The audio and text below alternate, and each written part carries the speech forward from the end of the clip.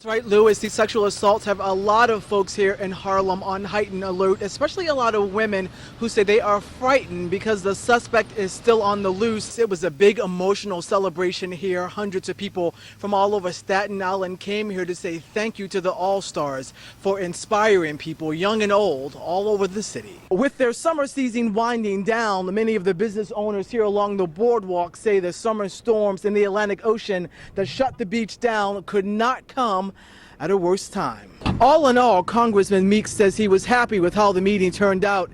He says he plans to meet with more constituents and then take all of their ideas back to Washington. The sales manager here says he expects business will be booming and the few remaining days of cash for clunkers. Parks officials say they are doing all they can to keep people safe at the beach.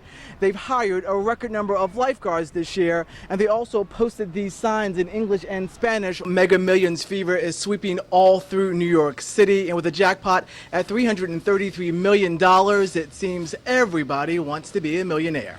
It was like a little thud, and then I looked up and I thought they were like doing some acrobatic stuff. They were going at each other, but then before you knew it, you saw them both going down. This was the reaction of eyewitness Samar Khattab. He was walking along the Hudson River and says he couldn't believe his eyes when he saw the sightseeing helicopter collide mid-air with the single-engine airplane in the skies above the Hudson River. Other eyewitnesses watched in horror too. They say the deadly crash happened so quickly, it seemed it was over before it started. All of a sudden we heard a pop, and we looked over across the river, and it was like in front of the W Hotel. All of a sudden we saw a small plane and a helicopter, and they were like falling into the river. It happened pretty fast. I looked over, I saw a piece of metal, I saw a helicopter.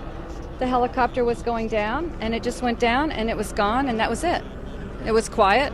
I heard no noise. I saw no smoke or fire. At this hour, there are still more questions than answers as investigators comb through the wreckage and search for clues about what caused the deadly crash. And the minutes and hours after the crash, there was hopeful anticipation among the hundreds of spectators gathered on the pier.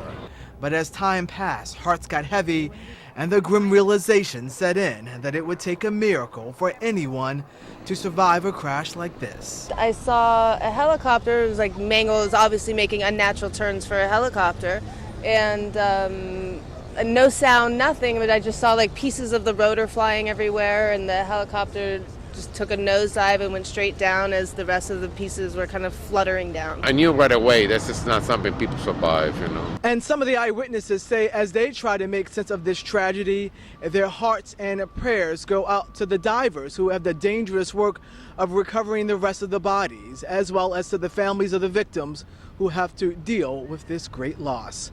Reporting along the West Side Highway, Ty Milburn, New York 1. These sexual assaults have a lot of folks here in Harlem on heightened alert, especially a lot of women who say they are frightened because the suspect is still on the loose. This is some surveillance video of the man police are linking to a string of sexual assaults in Upper Manhattan. The most recent incident taking place on August 18th near 155th and Riverside. Police say the suspect followed a 69-year-old woman into an elevator in her building and raped and robbed her. Now on August 10th, police say that he attacked another woman in an elevator at her building on 144th and Convent, and the third attack happened on August 1st in an alley on 148th and Broadway. Now, since the rape, there has been a lot of police presence in these neighborhoods. Police Commissioner Ray Kelly warning women to be very careful. It's advice. A lot of women in this community say they are heeding. I would urge women to be particularly aware and alert when you frequent 24-hour shopping locations. We've seen this in the past where people are lurking outside or following women from the locations. It is really scary because the unpredictability of it and not knowing, where he's going to strike next is a bit unsettling and scary. I have pepper spray on my keychain. Okay. My dog, I think my dog will let me know before I'm aware that he's behind me. And I have something else that I'm not supposed to carry, but I carry it. Okay. That's basically it. The suspect is described as a man in his 30s, between 5'9" and 6 feet tall, medium build. If you have any information on this, police are asking you to call Crime Stoppers. Now, one woman said if there's anything good to come out of this is that everybody here, especially all the women in this neighborhood, they know about this, they are well aware, and they are taking precautions. There was singing, dancing, and chanting in the streets of Times Square as thousands turned out for a rally meant to drum up support for healthcare reform. This was much bigger than we had expected at all, and we're really, really pleased. I think this just goes to show how much people really care about healthcare and want to see it fixed. While the atmosphere at the rally felt like a big party, organizers say don't be fooled. These people gathered are focused and serious about their message. Healthcare reform now. But we have to have major reform now.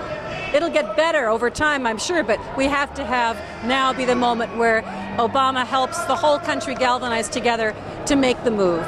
The rally was organized by national and local healthcare reform advocates who say they feel the voices of people who are demanding changes to the American healthcare system are being drowned out in the national debate over the issue. They say this rally was a chance for them to regain control over the national conversation and try to get the record set straight. Because there are a lot of people who are muddying the waters deliberately to confuse people. And I think people need to do some research on their own and not just rely on what's being shown out there and what you see at these town hall meetings. We think it's a democratic right, which we've got to exercise, and not violently, but with a passion that we feel everybody needs to get our right to have health care from the babyhood on to old age.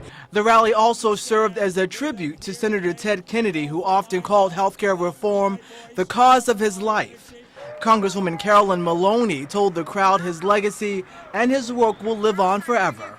Believe me, no American was more identified with the cause of health care than Senator Edward Kennedy. Thank you, Senator Kennedy. You honor him by being here today. For Dr. Aaron Fox, the fight for reform is personal. He says he's here to speak out for his patients. The status quo is not an option. Costs are increasing exponentially. We really can't afford to continue in the direction that we're going, and my patients will suffer. People do not get adequate care in the United States. Organizers ended the rally telling the crowd that the fight is only just beginning and encouraged them to contact lawmakers in Congress to let them know just how important healthcare reform is to the American people. Reporting in Times Square, Ty Milburn, New York 1. You're just proud of them. Very proud. Staten Island's South Shore All-Stars returned home where they were welcomed by the cheers and applause of hundreds of well-wishers. Team members say this is exactly what they needed after a heartbreaking defeat Wednesday night in Williamsport. After last night's loss, it was tough, but everybody here is supporting us, get us back on the bright side, and making us feel a lot better. At first, when we lost last night, I was kind of disappointed because we probably should have beat that team, but then I realized we're still in the top 8 in the world, and that's a great accomplishment by itself. The Little League team may have come up short of their goal of winning the World Series championship. That didn't seem to matter to the fans, who say they are just so proud the team made it as far as they did. The amount of people that responded, just, casual acquaintances on the edge of our seats, loving every minute, better than watching Major League Baseball. Among those on hand to celebrate their return, Mayor Bloomberg, who called the boys heroes and promised them a parade and keys to the city. It sets an example to young people throughout the city or every place that if you work hard and you play together, good things can happen. The manager of the team, Mike Zaccarello, says he is overwhelmed by the support that they receive from the community. He says all the All-Stars have the hearts of champions and says the season is one for the memory and record books. Terrific run, a great experience for these boys, to play at this elite level. And like I said, the memories that they're going to obtain from this are going to last a lifetime. And the celebration for the All-Stars is only getting started. In addition to the parade, we understand the boys are headed to the New York Stock Exchange later in the week. And we also understand there's a trip planned to Disneyland next year. Reporting on Staten Island, Ty Milburn, New York 1.